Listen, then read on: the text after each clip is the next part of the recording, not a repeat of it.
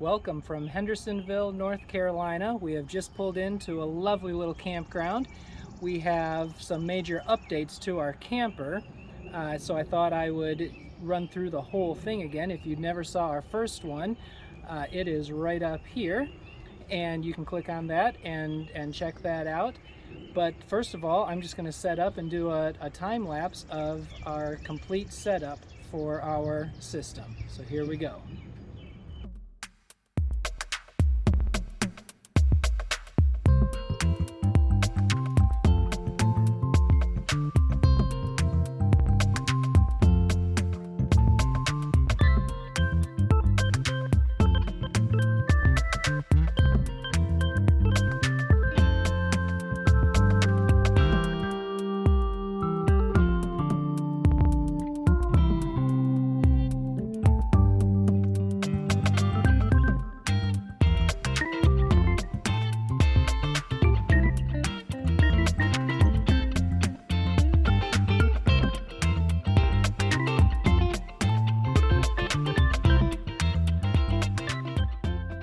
And there we are, all set up. I sped that up for you, but that took exactly 6 minutes to unhook, level, unpack, have the air conditioner cooling, and a frying pan on the hot plate ready to cook. So that's not too bad for a setup. I'm going to run through how we do it all. So we start off with the car, because in the car is where we keep all of our food. We have one large, I believe this is 55 quart rotomolded cooler.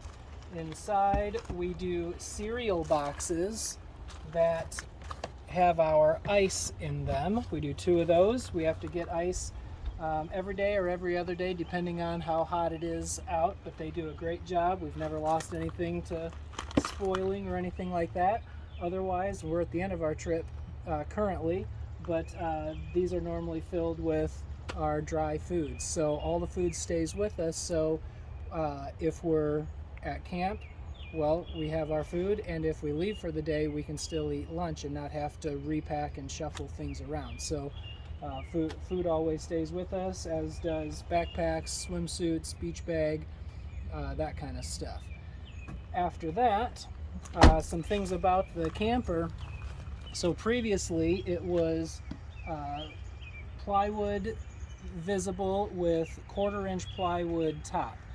I'll basically start with how it actually began. What we have is underneath, made out of 3/4 inch prefinished plywood, we have a box, and then above that a platform. So the base of the trailer is 5 by 7, and I'll note it's a tilting trailer, not a tailgate trailer. And that means that the axle is about a foot this way, foot farther forward, which helps me to balance it, and I can basically set my tongue weight by how I load the storage compartment underneath.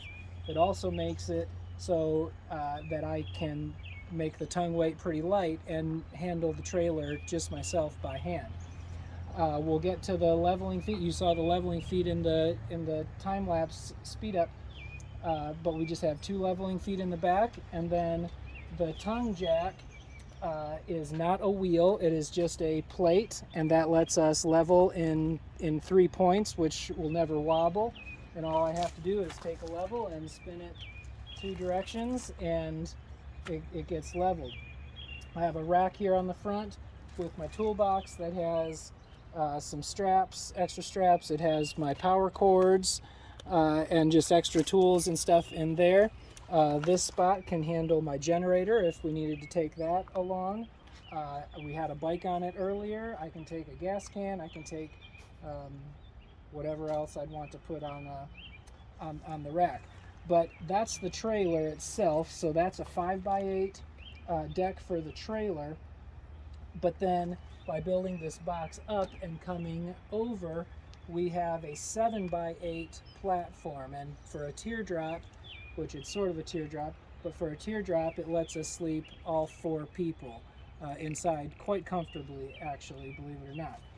So previously, if you saw the other video, it was 3 sheets of 1/4 inch plywood for the roof. Well, this last fall we pulled the whole top off. We didn't have any problems. It wasn't leaking or anything. It was just, it had been 5 years going down the road, many thousands of miles, and it was looking kind of rough.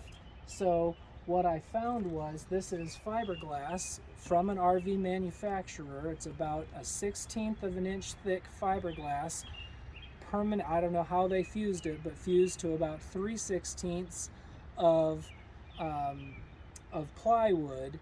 And this is, it's meant to be flat, but it will curve.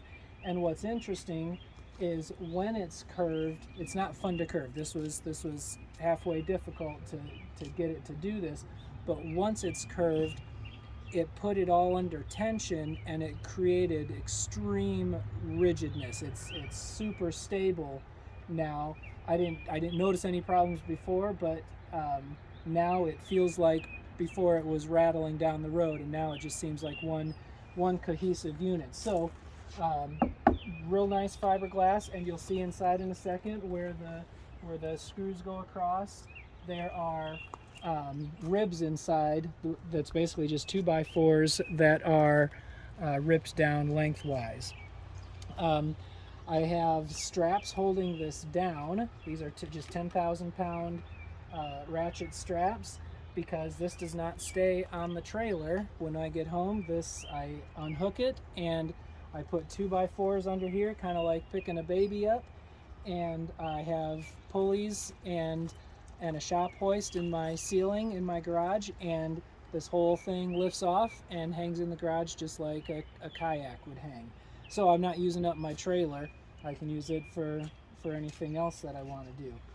So the fiberglass was a big upgrade. The wood on the sides, we then got, it's Oracal 651 vinyl, fairly professional grade, bumper sticker quality. It's good vinyl, and we wrapped all the remaining exposed wood under the bottom, and this is other scrap pieces of fiberglass. So the entire exterior is either plain fiberglass, wrapped plywood, or wrapped fiberglass.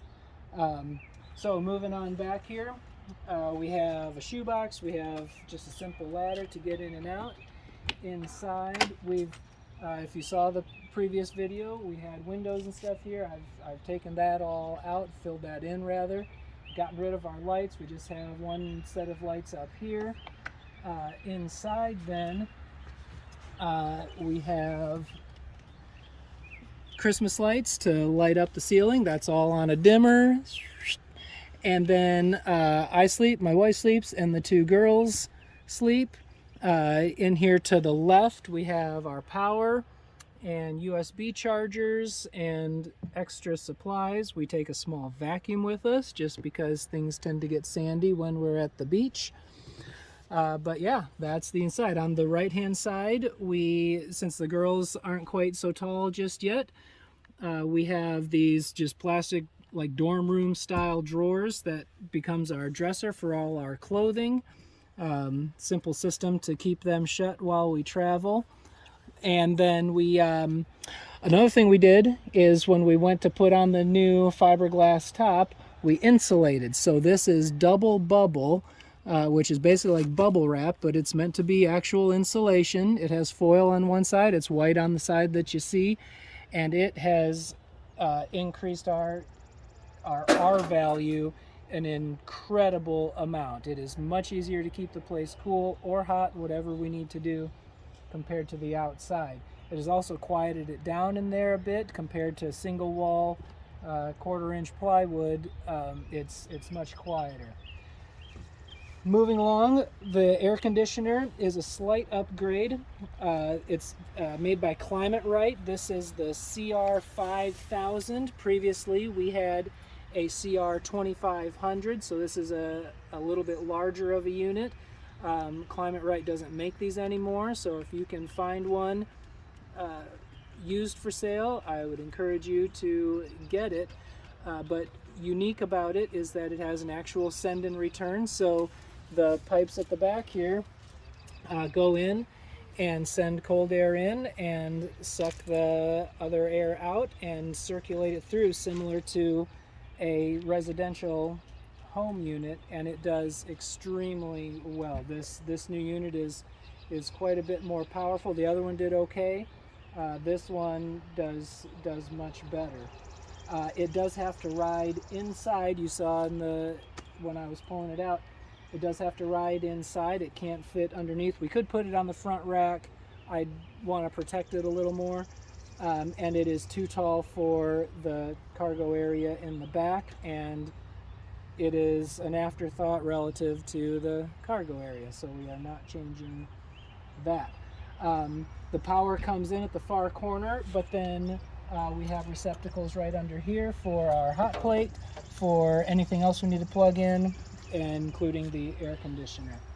Back here, so again, one piece. This is all one solid piece.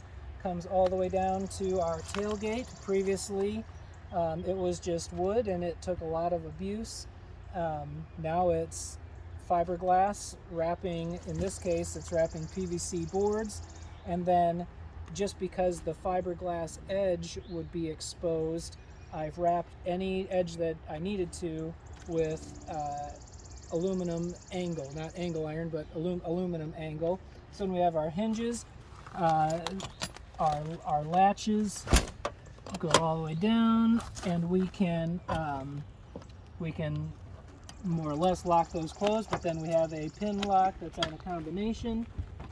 So with that up,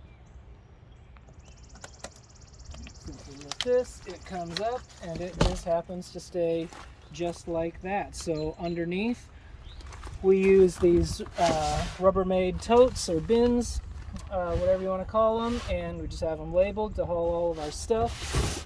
The only thing we did not include in this video is setting up our canopy, because it is so beautiful out and we don't have any rain expected, but we do carry a 13-foot canopy. Works very well. The camper is 7 by 8, so 13 foot by 13 foot covers way more than just the canopy, and we could haul it off and cover the entire patio and picnic table, whatever we need to do if it is raining. Other than that, we do have, I didn't bother setting these up because we don't use them very often, but we do have some camp chairs, and we use a simple laundry bin for our dirty laundry. Over here, we have our sink table. This has revolutionized how we exist and do dishes. It is so easy.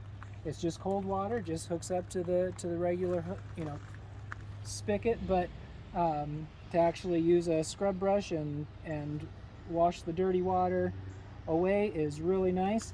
I put a simple chain under here. It's kind of like a rain chain, and that just makes the water track straight down instead of just falling out of the drain and splashing all over. It tracks it right to the ground, but yet it's not a rigid pipe or anything like that I have to actually screw on and hook up. Lastly, over here is, this did not change. This is our drying rack, and all we have to do is simply, well, I'll just do it real quick. And simply loosen up these thumb screws, and then I can take this guy out.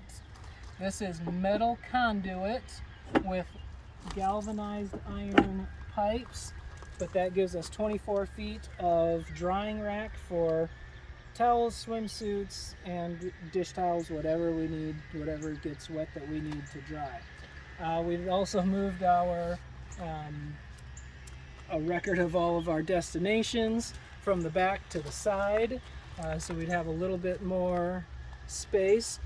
The last thing we can see on this side is, previously I had my spare tire mounted to the front of the camper. I just bought on Amazon a spare tire rack that's just a plate and a 45-degree angle, and that is actually now part of the trailer, not part of the camper. It is bolted down here to the galvanized trailer frame. That is about all we've got, and that's how we do it, and it works very well. Our setup and tear down, as you saw, 6 minutes. It's even faster to put away, and It's very, very convenient. Thanks for watching. We'll see ya. Thanks for watching!